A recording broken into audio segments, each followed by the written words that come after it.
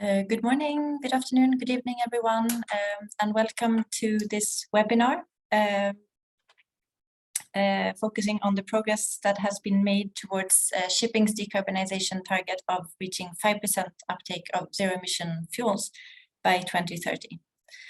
My name is Ingrid Sidenvall Jegou. I'm a project director at the Global Maritime Forum for the Getting to Zero Coalition. The Getting to Zero Coalition is a partnership between the Global Maritime Forum and the World Economic Forum.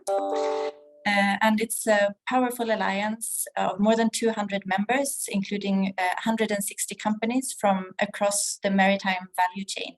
So including shipping, energy, infrastructure, finance, and it's supported by intergovernmental organizations, knowledge partners, and key governments. The coalition is committed to having commercially viable zero-emission fuels operating on deep seas by 2030, towards a goal of full decarbonization no later than 2050. Part of the work of the Getting to Zero Coalition included the call to action for shipping decarbonization, which was launched last year, in which over 240 signatories from across the maritime value chain and across the world called on governments to put in place policy frameworks to enable full decarbonization by 2050. And as I mentioned initially, a main target of the coalition is to have 5% zero-emission fuels uptake by 2030. And this is a target which is by now widely accepted in the shipping sector.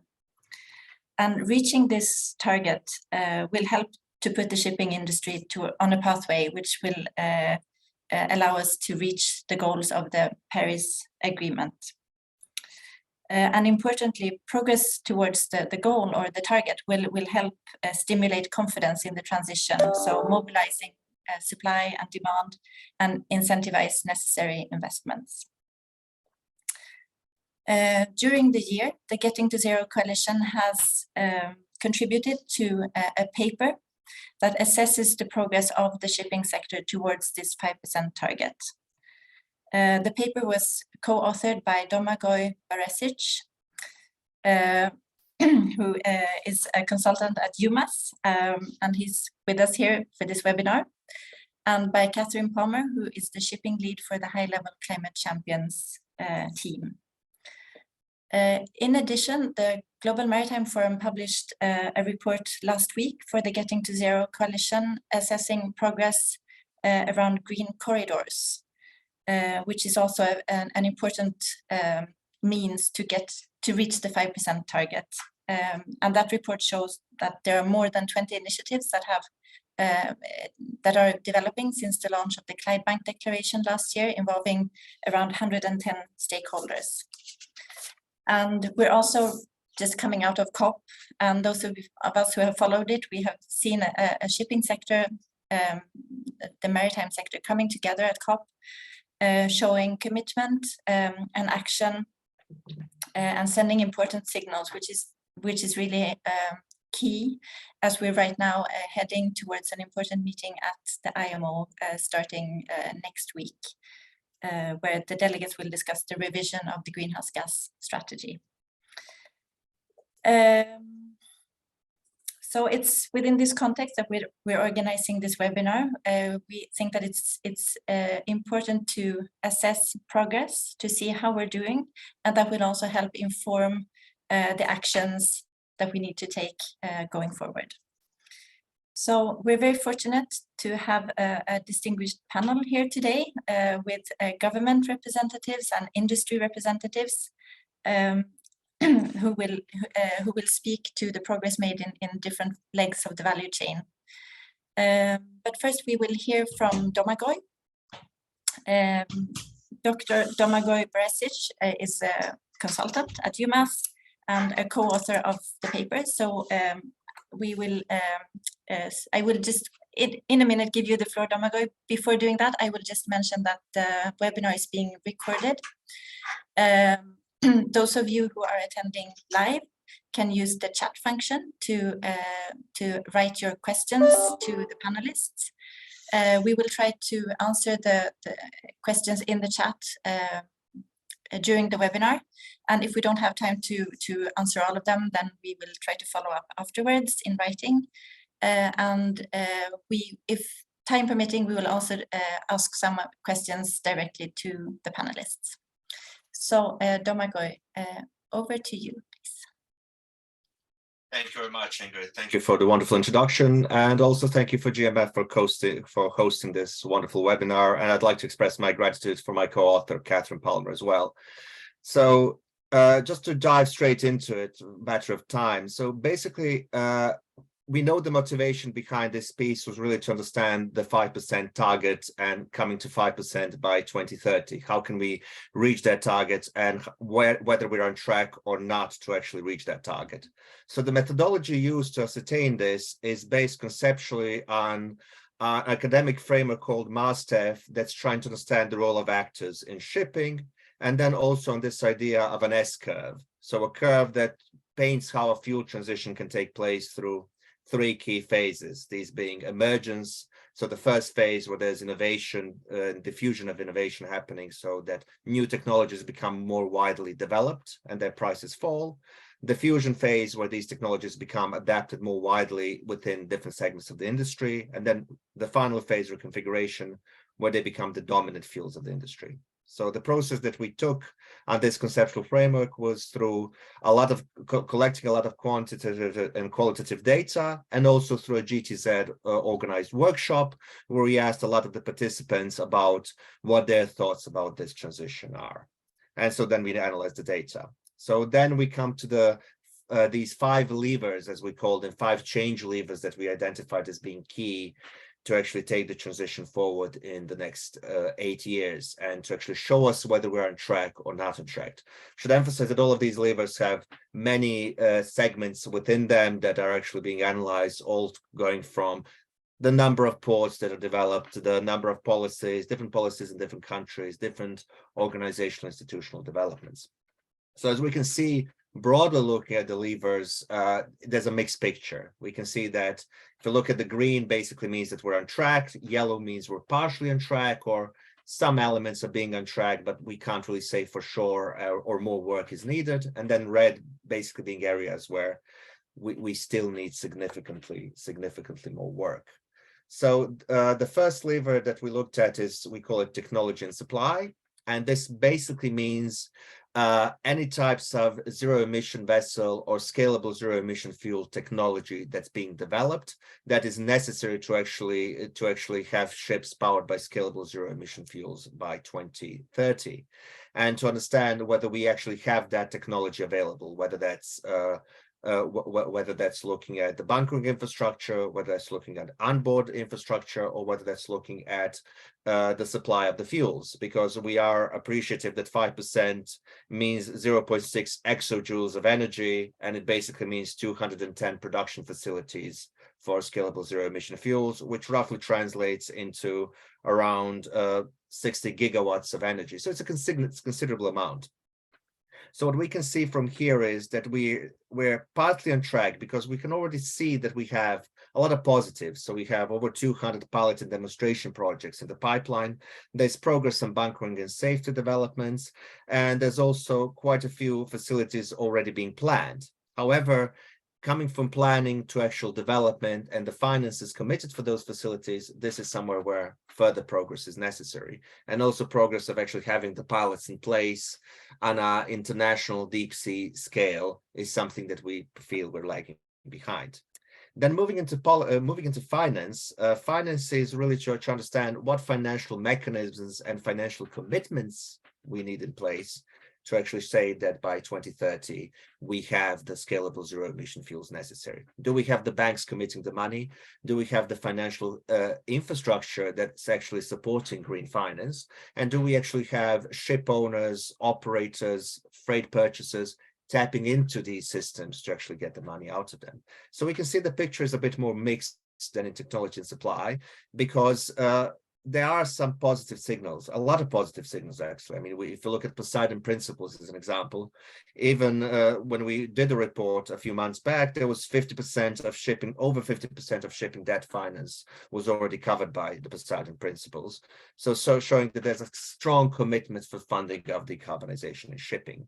But we do feel that more investment commitment is necessary, and that more investment commitment is necessary from all sorts of different stakeholders, but also that risk of climate change should be taken into account more by different types of investment institutions, whether they're pension funds, whether they're banks, whether they're private equity, that it's not about the risk of investing in green finance, but it's about the opportunities that it offers. So changing that dichotomy is quite important. Regarding policy, again, a lot of interesting research, a lot of interesting support from what's happening within the IMO, that we actually have market-based mechanisms being more widely discussed, and that there is progress on a domestic level. But we do feel that there's still some disadvantage, or there's still some slowdown of process of actually having those mechanisms that would actually promote this transition taking place as quickly as possible. And hopefully we will see more progress along those lines at MEPC in the following few weeks. Looking at demand, this is generally to do with actually understanding the demand for zero emission fuels. So do we have the freight purchasers, the freight forwarders, and everyone else committed to these zero emission fuels? Do we actually have that commitment being developed at the moment? Because based on our analysis and analysis that was previously done as part of other GMF projects as well, we're talking about 5 million TEUs of zero carbon freight necessary just from the container perspective by 2030 to put us in line with this decarbonization trajectory.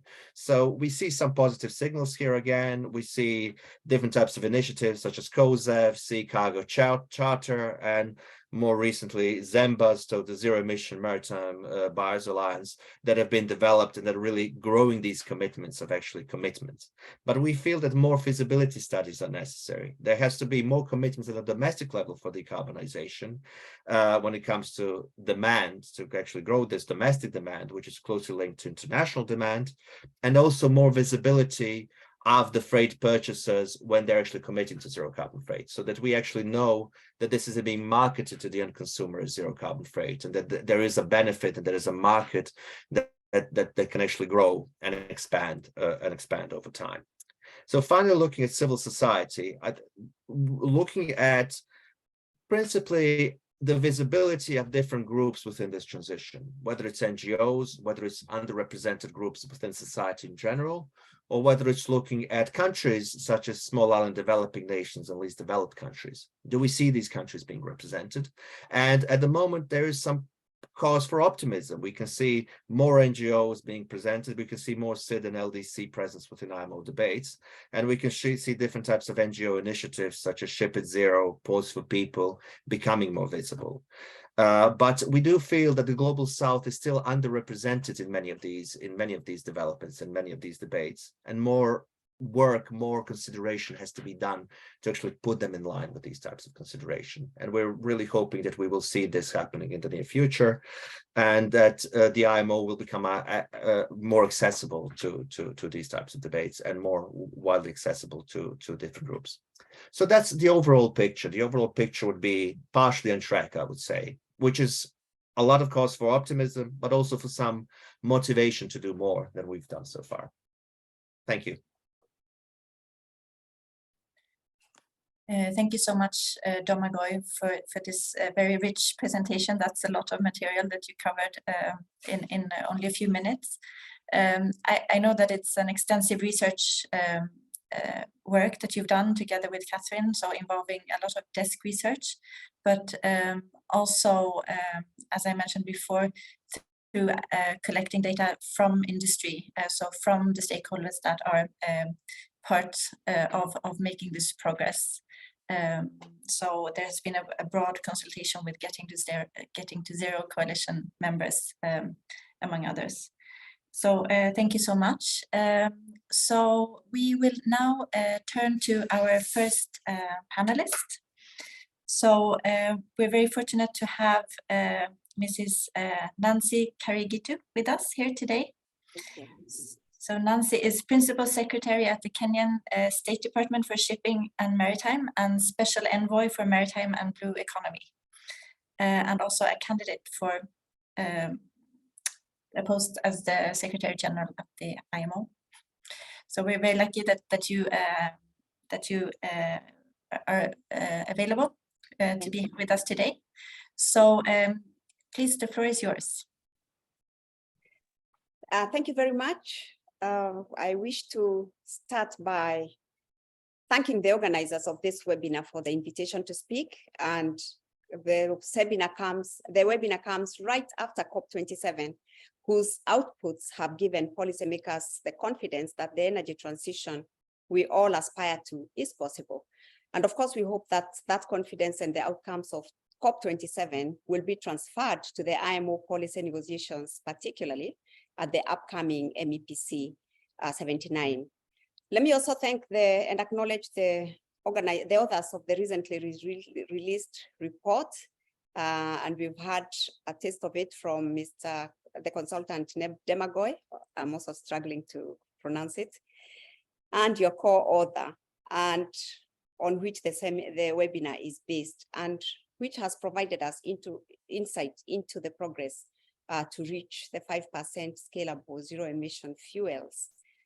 The report comes at an opportune time when we are all laying the groundwork for the update of GHG strategy. Let me also express hope that the international commitments can continue to be negotiated and agreed at a global level through the IMO, and that the organization will continue and become the forum that all the shipping industry can look up to midwife the transition and achievement of the goals through robust regulation, technical support for implementation as well. And also that the lessons learned can be transferred to the national actions. And also we achieve national targets, including the development of national action plans.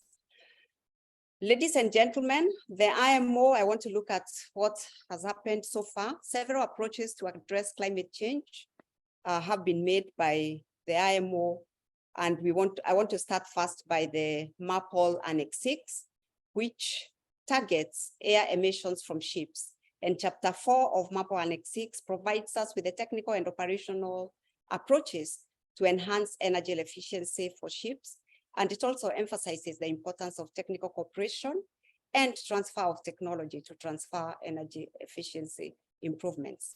The second intervention by IMO was from 2019, the mandatory fuel oil data collection systems that requires ships of 5,000 gross tonnage or above to start collecting and reporting data to an IMO database. And finally, and most ambitious, is the IMO initial strategy on reduction of greenhouse gas emissions from ships that sets the future targets to reduce CO2 emissions across international shipping by at least 40% by the year 2030, pursuing efforts towards 70% by 2050 compared to 2008 levels. And to set international shipping on an ambitious zero emission trajectory is aligned to 1.5 degrees, and the sector must transition away from using fossil fuels in order to produce safe and scalable zero emission fuels. Now, if we are to reach the 5% goal by 2030, then we must convert our commitments into actions. And this must be a concerted effort by all players and stakeholders in the industry. We need the energy companies to design and plan for green energy development projects. Cargo owners, and Domagoj has stated also, must also take part in the cross-green supply chain collaboration and investment. And the shipping companies must come on board to plan and invest in new builds and retrofits, as well as the regulators who will play a major role, who must ensure a level playing field is in place to enable the transition. We see some individual efforts taking place from maritime actors, but this needs to be coordinated in order to fully deliver on the step change. Uniting around this target helps guide decisions, actions, and allows us to monitor the progress of the sector's transition to zero, demonstrating that the shipping industry is taking a lead role in the just, equitable, healthy, and resilient transition to a zero carbon world. So we've seen different pathways having been identified towards this transition, but it's our actions and decisions that will enable us enact legislative and policy frameworks that we need on also the type of technology and type of fuels we use and how we finance. Most important, how we finance the transition. There has been significant research and development into this area on how we achieve green and efficient technologies around the world, a range of green and renewable energies and new operational measures, all geared towards ensuring ships operate in a more sustainable manner. We see we have smaller facilities that are generally associated with domestic shipping, but also the larger ones that now we see the green corridors developing around, as well as the large international ports. We are witnessing progress on increased signing of a range of declarations, which are helpful, as well as ambition statements, but coordinated global and internationally aligned cooperation supporting this progress is what will get us where we want to go. And we see some of these initiatives being witnessed under the IMO Department of Projects, which has been very active in that. Progress is also being witnessed on international policy development, especially at the IMO, individual countries, and also domestic policies in terms of establishing basket of measures, such as the market-based mechanisms, fuel standards, and technical and operational measures in order to achieve emission reduction, which also we've seen they are on track. Most governments are aligning their ambitions with the 1.5-degree target, and most important, these are targeting domestic and international shippings, as seen in the submission to IMO of the NAPs addressing greenhouse gas emissions from international shipping, as well as the nationally determined contributions to the UNFCCC. Finally, I wish to state that it's of utmost importance that this progress is not skewed. While some countries are making major developments, some are still in their infancy, and we need to be united in confronting these challenges and align our actions and decisions to ensure no one is left behind. Because it doesn't make sense for one part of the world to be compliant, but it cannot get the services on the other side.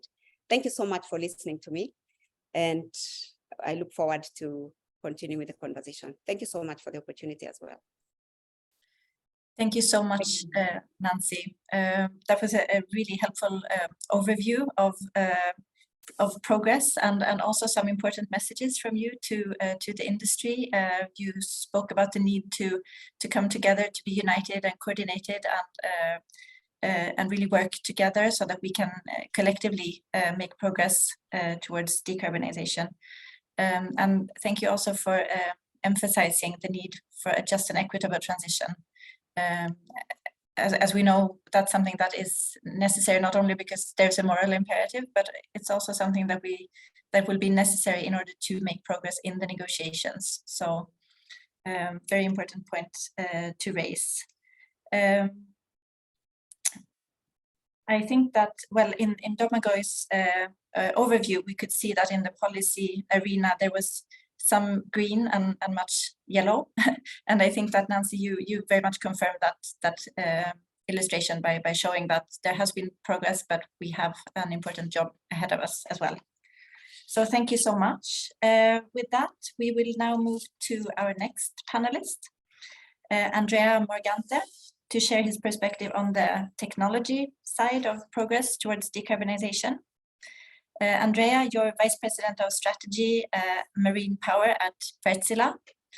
And as we saw in Domagoj's presentation on the technology side, we could see that there was a lot of green, so a lot of progress seems to have been made. So I'm really interested to hear your views on that. Thank you. Thank you. Thank you very much, actually, for this invitation and this opportunity. And yeah, I'm here to bring good news in a sense. I mean, the work on technology and technology compatible with future fuels and technology compatible with the scenario, with the future where the cost of fuel will be higher, so efficiency has to be paramount importance, is going well.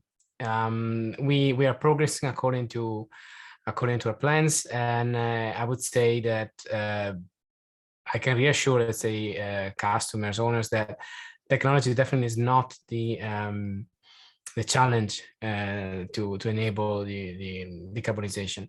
If I speak about recent developments, at least in our company, we have adopted a strategy that it's a multi-fuel strategy. We see that in the market today, depending on the region, depending on the segment, there is a preference for a certain future fuel or another. Certainly, both methanol and ammonia are discussed on a daily basis, and we see customers investing in both. LNG continues being perceived as also a clear transition fuel to the future. Less demand on the hydrogen side, but we are developing technology also for hydrogen. And so if we look at the methanol, where we had longer experience because we had the first engine operating on methanol in 2015. We have already launched the product on the market, and the first engine will be delivered in 2023. It's a 32 engine, and it will go on offshore construction vessel for wind farms.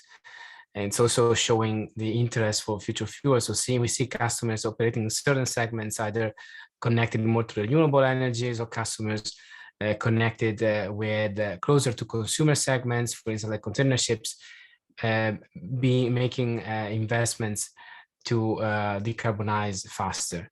So on the methanol side, we already have a product, and it's already being sold, and the first will be delivered next year. On the ammonia side, we are proceeding fast. I mean, we started an intensive development program already in 2020. We shared the results in 2021 and periodically with customers. The beauty of what we are doing on the ammonia side, and of course also the methanol side, obviously generally speaking with future fuels, is that we are co-developing things with customers. We had to change dramatically the way we do research and development to bring technology faster to the market. And when it comes to ammonia, maybe what I want to say is that the concept for an ammonia engine will be ready in 2023. The first vessel will be in the waters in 2024. We are currently running 2 full-scale engines on ammonia, testing different blends and different ratios, and also different injection systems, one in Vaasa and one in Norway installed. And the second one in collaboration with the Catapult Center and several customers, and that shows a lot how important it is to do this together. And on the hydrogen side, we already have the ability to run a blend of LNG and hydrogen, and we are doing tests. We are on full hydrogen, and currently we are seeing the concept ready by 2025. The demand on the hydrogen side is more for power generation on land, honestly, than on sea.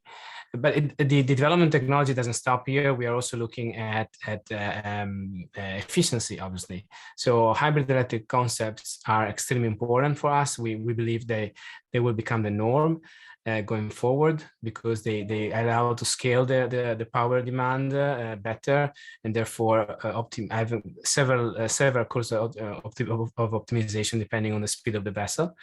So achieving better performance overall for a vessel. I also want to share something about what I think is needed to go forward. As I said, and I think was also very much visible, technology is there, and we are talking about 2024, 2023, 2025. So it's very, very, at our doorstep.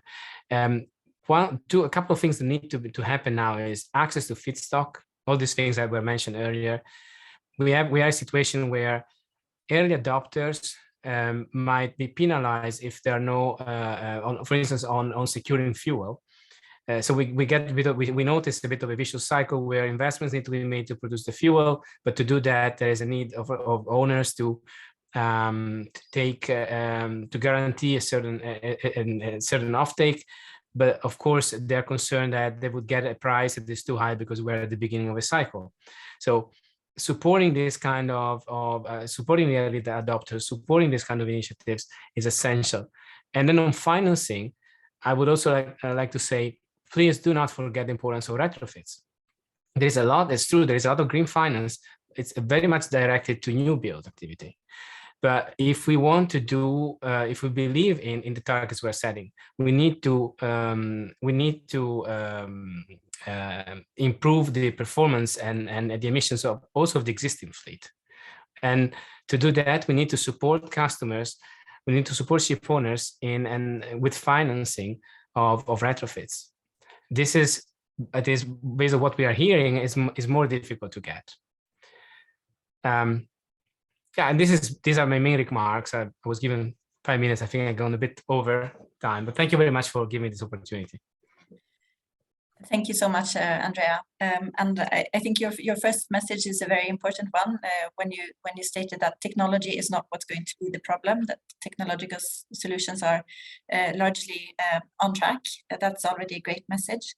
And then you highlighted the need to have access to feedstock and access to the zero emission fuels going forward, as well as access to finance.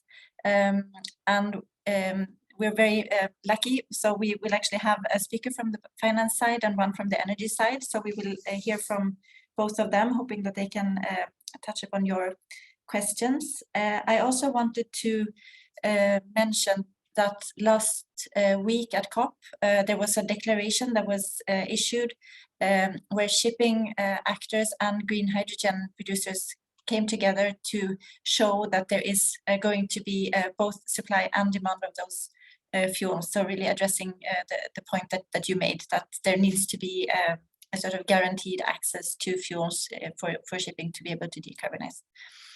So thank you so much.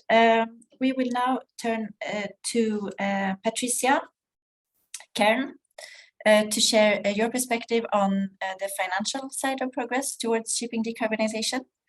And Patrizia, you're head of marine at Swiss Re and also chair of the Poseidon Principles for Marine Insurance. And I actually have a long list of other roles and responsibilities that you fill, but I think I will just stop here. Just keep it. And give the floor to you. Yeah, thank you very much, Ingrid, and thank you very much for the great presentation that we have had so far. I would like to start by telling you a little bit what are the Poseidon Principles for Marine Insurance and to whom they apply. Fundamentally, they apply to insurance companies that have a hull machinery portfolio. It means we are insuring physical damage to the ships. Through the Poseidon Principle, we have given the insurance sector the ability to implement transparency and, very important, to establish a common baseline to quantitatively assess and disclose the climate alignment of our portfolios. This is very important because marine insurance is considered a very traditional line of business. And in this case, marine will be the first insurance line that establish KPI that in order to assess the environmental and climate impact of our business decision. They are, of course, also a very responsible tool to support a decision maker.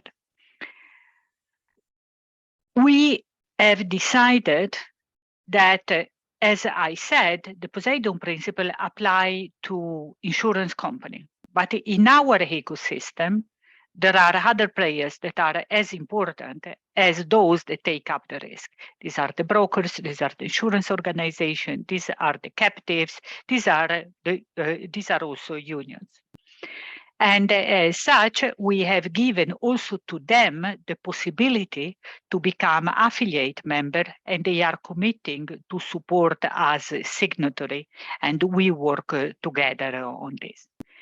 Very important, the Poseidon Principle at the moment are currently focused on environmental sector, but they are intended to evolve over time, that they are effective, practical, and up to date. I have had the privilege to work for so many years for a company that always put sustainability at the core of what we did.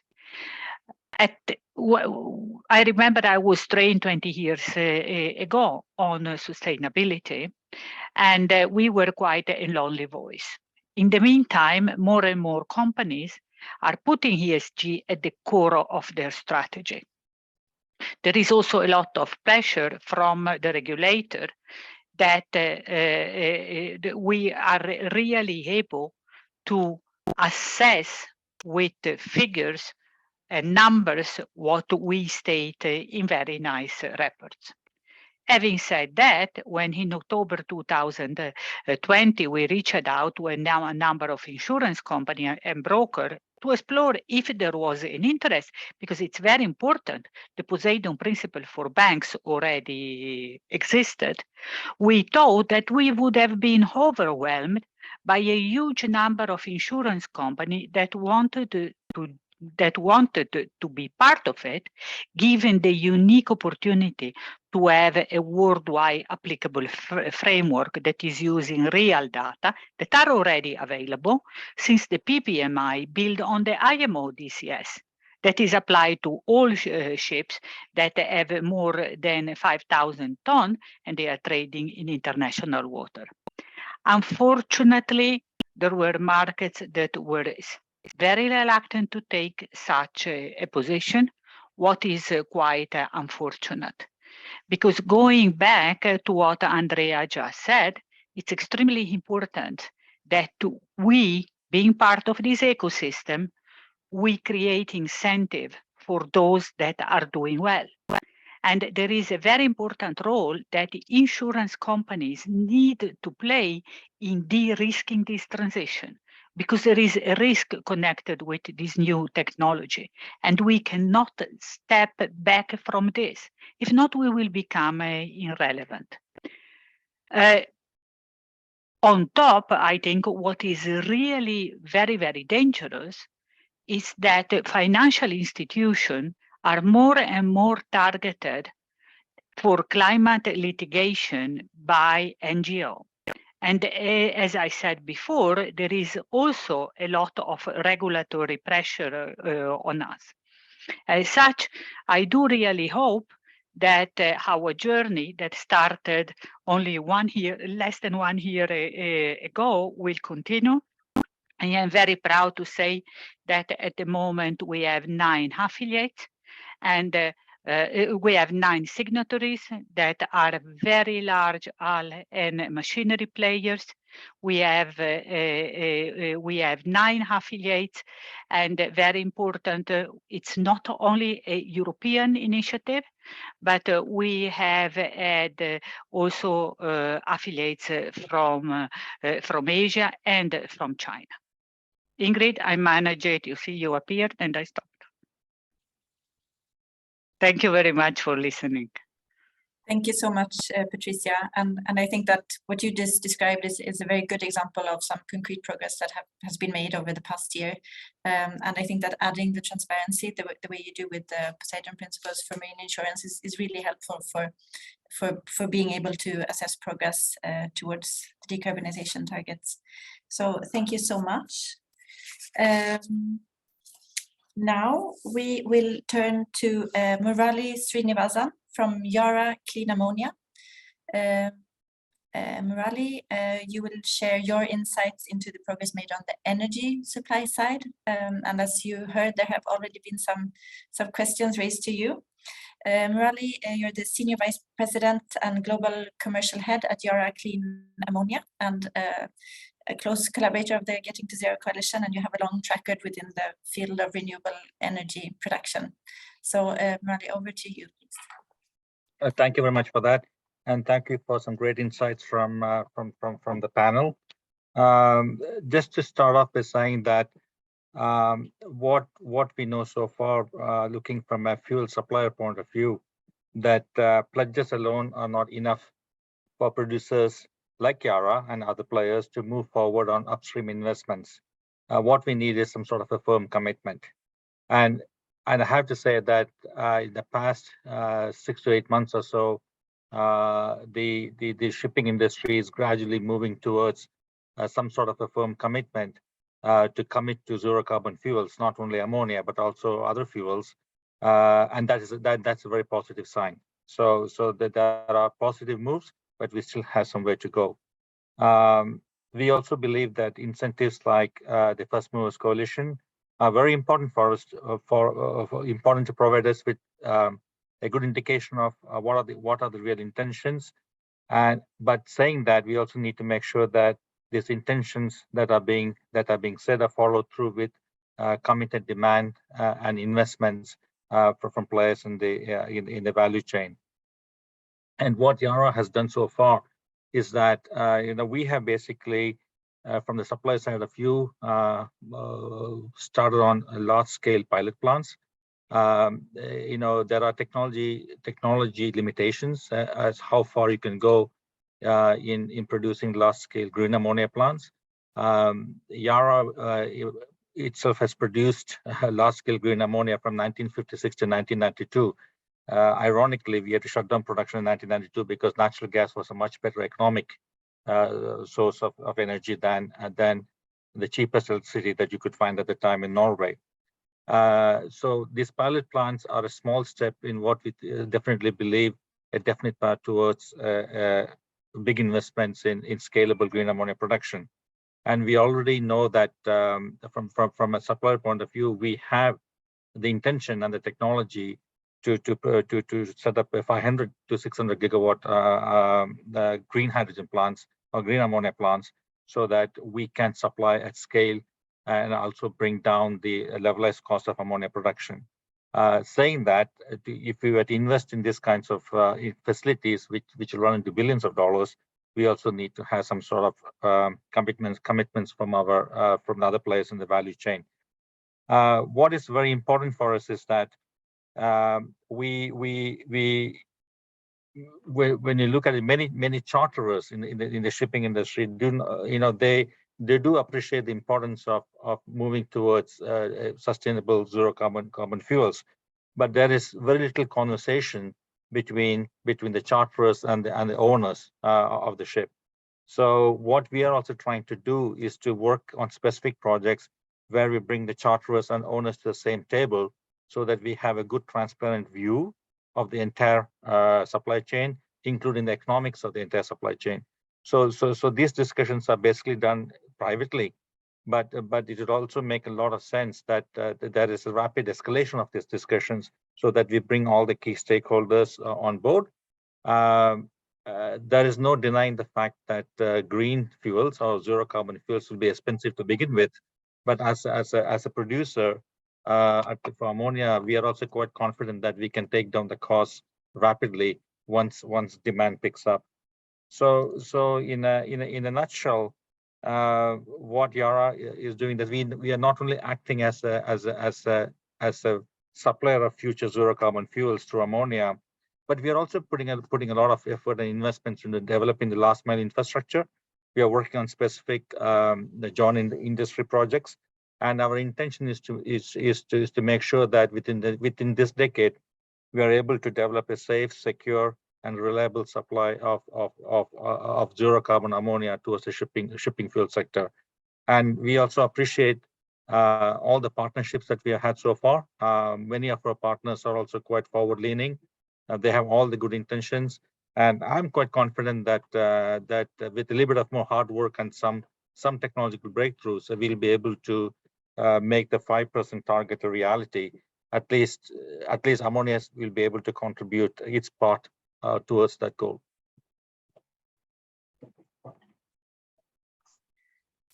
Thank you so much, Murali. Very important intervention, and I think it's also very important how you pointed to the cost issue, how the scalable zero emission fuels will be more expensive to begin with, but you pointed to the fact that there will be economies of scale and costs will go down over time. But I think you also alluded to a policy dimension, or perhaps a lack of policy, when referring to the fact that natural gas at one point was so it made it impossible for you to continue investing. And I think that that's an important message to policymakers, that there needs to be policy support in order for this to become economically viable. So we have a few minutes left before we will move to our closing remarks, which we will hear from the World Economic Forum. So I think I would like to ask the panelists a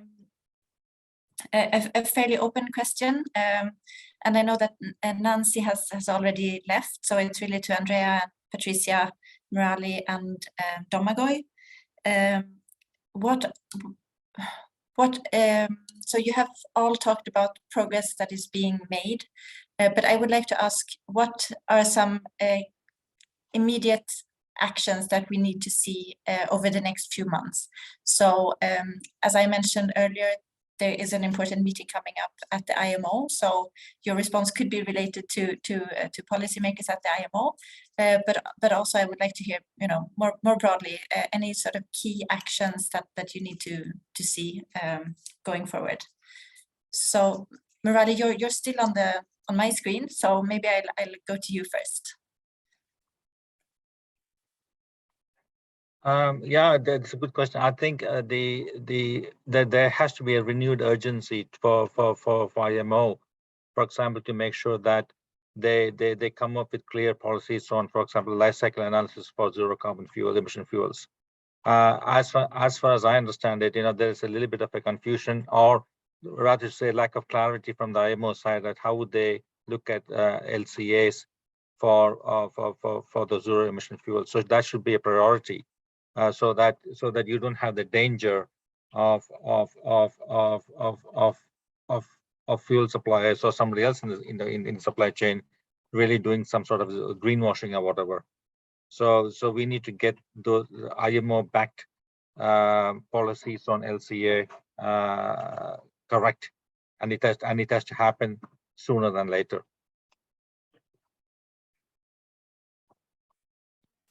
Thank you very much. So a call to all government representatives listening into this webinar to make sure to get clear signals coming out of the IMO in the near term. Patrizia, would you like to go next?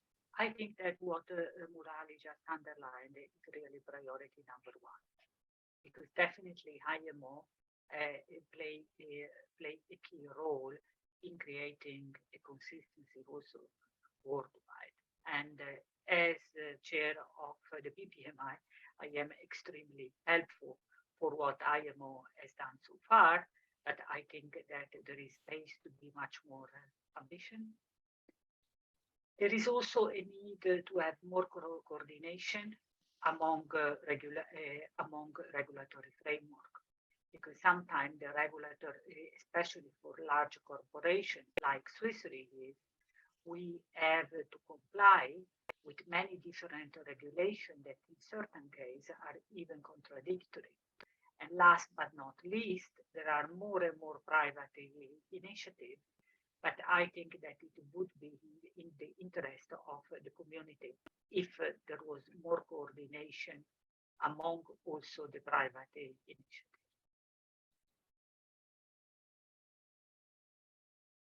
Thank you. So another call on the IMO to raise ambition and send a clear signal, and also to work with other policy arenas to make sure that there's regulatory coordination, and calls on private actors as well to collaborate and coordinate.